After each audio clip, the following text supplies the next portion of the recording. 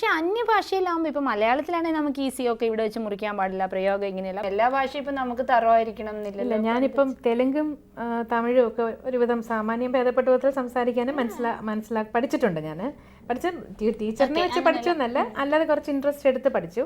കന്നഡ എനിക്ക് മനസ്സിലാവും, പക്ഷെ എനിക്ക് സംസാരിക്കാനല്ല. ഹിന്ദിയും എഴുതാനും വായിക്കാനും അറിയാം, പക്ഷെ എനിക്ക് സംസാരിക്കാൻ അറിഞ്ഞൂടാ. വെച്ചാൽ നമുക്ക് പ്രാക്ടീസ് ഇല്ലാത്തതുകൊണ്ട്. മറ്റുള്ള ഭാഷകൾ പാടുമ്പോൾ സംസാരിച്ചിട്ടുണ്ടെങ്കിൽ മനസ്സിലാവുമല്ലേ? മനസ്സിലാവും. അല്ല, അങ്ങനത്തെ ഇപ്പൊ തെലുങ്കിലൊക്കെ പോയിട്ട് അവിടെ ഒരു സ്റ്റേജിലൊരു ഫംഗ്ഷൻ എന്നൊക്കെ പറഞ്ഞാൽ ചിലപ്പോൾ 2 വാക്ക് പറയേണ്ടിയൊക്കെ വന്നാൽ ഞാൻ അത്യാവശ്യം ഒക്കെ മുകളിൽ നിൽക്കും. അല്ലേ, 2 വാക്ക് പറയുന്നത് കേട്ടപ്പോഴാണ് ഞാൻ ഓർത്തത്. എവിടെയെങ്കിലും വന്നിട്ട് നമ്മൾ കേസ് ചിത്ര വന്നിരിക്കണം, അപ്പൊ ഈ ആരെങ്കിലും ഇതുപോലെ 2 വാക്കെന്ന് പറയുമ്പോഴത്തെ ഒരു മോഖാരം എന്താണല്ലോ, ഇതുവരെ എന്താ ഒരു സ്റ്റേജ് റൈറ്റ് അങ്ങനെ. ഞാൻ പാടാനേ എത്ര പേടിയാണെങ്കിൽ പിന്നെ സംസാരിക്കാൻ എന്തായിരിക്കും. ചിലപ്പോൾ എനിക്ക് അങ്ങനെ ഒരു അച്ചടി ഭാഷ പോലെ വരില്ല. അച്ചടി ഭാഷ ആര് നോക്കുന്നു? അവർക്ക് കേസ് എനിക്ക് ഞാൻ സാധാരണ സംസാരിക്കുന്ന പോലെ എനിക്ക് അപ്പൊ ഒരു സ്റ്റേജ്, ഒരു സഭ എന്നൊക്കെ പറയുമ്പോൾ എല്ലാവരും വലിയ വലിയ കാര്യങ്ങൾ പറയും. എന്നാലും പ്രസംഗം എന്ന് പറയുമ്പോൾ എല്ലാവരും അതിനൊരു ഫോർമാറ്റ്. അതെ, അതൊന്നും അറിഞ്ഞൂടാ. എനിക്കിങ്ങനെ ചുമ്മാ ഈ ഇന്റർവ്യൂ ചെയ്യുമ്പോൾ സംസാരിക്കുന്ന പോലെ എനിക്ക് സംസാരിക്കാൻ അറിയുള്ളൂ. അപ്പോൾ അതൊരു സദസ്സിലൊക്കെ ചെല്ലുമ്പോൾ അതൊരു അലക്ഷ്യമാവരുതല്ലോ. അപ്പോൾ അതിൻ്റെ പേടിയൊക്കെ ഉണ്ട്. പ്രിപ്പയർഡ് ആയിട്ട് വന്നാൽ അങ്ങനെ പറയാൻ പറ്റും വിചാരിച്ച് വെച്ചിട്ട്. പക്ഷെ എന്നാലും സ്റ്റേജിൽ പറയുമ്പോൾ അത് എൻ്റെ എൻ്റെ ഇതിലേ വരുള്ളൂ. ട്രാക്കിൽ റെക്കോർഡ് ചെയ്യുമ്പം എല്ലാവരും ഇതും കേട്ടറിവാണ്, മുറിച്ചല്ലേ പാടുക. പിന്നെ പെട്ടെന്ന് ഇപ്പം അത് പെട്ടെന്ന് അങ്ങ് ഹിറ്റായി. എനിക്ക് തോന്നാറുണ്ട് എന്ത് അതിശയം ഇവരെന്ത് പെട്ടെന്ന് അത് ചെയ്യുന്നത്. ഒരുപക്ഷെ നിങ്ങളുടെ ആ ഒരു ഇതുകൊണ്ടായിരിക്കും, എന്നാൽ അതൊരു പ്രശ്നം വരാറുണ്ടോ? ഇല്ല, റെക്കോർഡിങ്ങിന് ഇപ്പോഴത്തെ ടെക്നോളജി അനുസരിച്ച് ഇപ്പം ആരും തന്നെ ഒറ്റയടിക്ക് ഇങ്ങനെ പാടാൻ ശ്രമിക്കാറില്ല. എന്നാലും റെക്കോർഡിങ്ങിൽ ഞാൻ സാധാരണ ഫുള്ളായിട്ട് 2-3 മോണിറ്റർ ഫുൾ റിഹേഴ്സൽ ചെയ്തിട്ടേ നമ്മൾ ടേക്കിന് പോവുള്ളൂ. മറ്റുള്ള സിംഗേഴ്സ് എങ്ങനെയാണെന്ന് എനിക്ക് പറഞ്ഞുകൂടാ. പണ്ടൊക്കെ ഉള്ള രീതി അങ്ങനെയായിരുന്നു. ഞാൻ എങ്ങനെയാണ് ചെയ്യുന്നത്, അപ്പം ഒന്ന് വാമപ്പ് ആകും, കുറച്ച് നമ്മൾ ആ ശ്രുതിയിലൂടെ മറ്റേ ഓരോരോ ലൈനായിട്ട് ചെയ്യുമ്പോഴത്തേക്ക് നമ്മൾ ആ ശ്രുതിയിൽ നിന്ന് മാറിപ്പോകും. സത്യം പറഞ്ഞാൽ അതാണ് ബുദ്ധിമുട്ട്. പക്ഷെ കേൾക്കുന്നവർക്ക് പെർഫെക്ഷൻ എന്ന് തോന്നുവെച്ചാൽ ഓരോ വരിയും തന്നെ എടുത്ത് ഇങ്ങനെ വെക്കുന്നതുകൊണ്ട് അതിന് ആ ഫുൾ. മറ്റേത് ഓട്ടോമാറ്റിക്കായിട്ട് നമ്മൾ തുടങ്ങുമ്പം ശ്വാസം എടുക്കുന്ന സമയത്ത് ഫുൾ ഓപ്പൺ ആവും, എൻഡ് വരുമ്പോഴത്തേക്ക് കുറച്ച് ഫീബിൾ ആവും. അത് നാച്ചുറലായിട്ട് വരുന്നതാണ്. അപ്പോൾ ശ്വാസം കുറയുന്നതനുസരിച്ച് അതിൻ്റെ വ്യത്യാസങ്ങളുണ്ട്. അത് അപ്പം നല്ലോണം ശ്രദ്ധിക്കുന്നവർക്ക് അത് മനസ്സിലാവും പഞ്ച് ചെയ്തെടുത്തത് എവിടെയാണെന്നൊക്കെയുള്ള ശ്വാസമൊക്കെ ഇപ്പം കട്ട് ചെയ്യാൻ പറ്റും. നമ്മൾ എടുക്കുന്നതൊക്കെ അവർ കട്ട് ചെയ്ത് കളയും.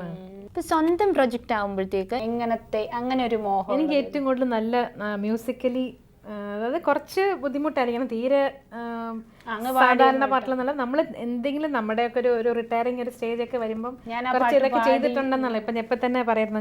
ഞങ്ങളിപ്പോൾ ഹൈദരാബാദ് ജാനകിയമ്മയ്ക്ക് 50 വർഷം ആയതിൻ്റെ ഒരു ഫെലിസിറ്റേഷൻ ഫംഗ്ഷൻ ഉണ്ടായിരുന്നു. അതിനകത്ത് ജാനകിയമ്മയ്ക്ക് ഫസ്റ്റ് നാഷണൽ അവാർഡ് കിട്ടിയ ഒരു തെലുങ്ക് പാട്ട് നമ്മളാരും ഞാൻ ഇതുവരെ കേട്ടിട്ടില്ല. ആ പാട്ട് ഒരു തെലുങ്ക് പാട്ട് എന്ത് ബുദ്ധിമുട്ടാണെന്നറിയോ. എനിക്കൊന്നും ഇന്നത്തെ കാലത്ത് ഒരു കുഞ്ഞുങ്ങൾക്ക് അത് തൊടാൻ പറ്റില്ല. അത്ര ബുദ്ധിമുട്ടുള്ളൊരു പാട്ട്. അന്നൊക്കെ ഒറ്റയടിക്ക് എടുക്കുന്നതെന്ന് ആലോചിച്ചാൽ ഡയറക്റ്റ് റെക്കോർഡിംഗ് ആണ്. അത് പാടി വെച്ചിരിക്കുന്നത്. സത്യത്തിൽ അത് പാട്ട് കേട്ടിട്ട് നമ്മളങ്ങ് ആശ്ചര്യമല്ല, എൻ്റെ അപ്പുറം തോന്നുന്നുണ്ട് മനുഷ്യനെ കൊണ്ട് ഇത് മനുഷ്യനാണോ എന്ന് നമുക്ക് തോന്നിപ്പോ.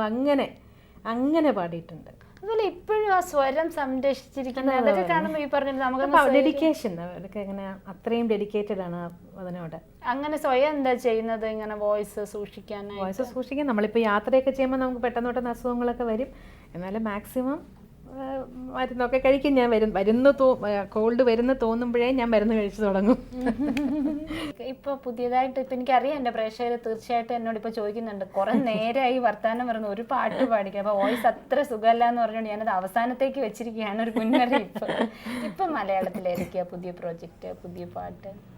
ഇടയ്ക്ക് കുറച്ച് നാള് നല്ല പാട്ട് എന്ന് പറയാൻ വളരെ കുറവേ പാടിയിരുന്നുള്ളൂ. ഇപ്രാവശ്യം എനിക്ക് തോന്നുന്നു ഈ വർഷം 1-2 നല്ല പാട്ടുകൾ പാടിയിട്ടുണ്ട്.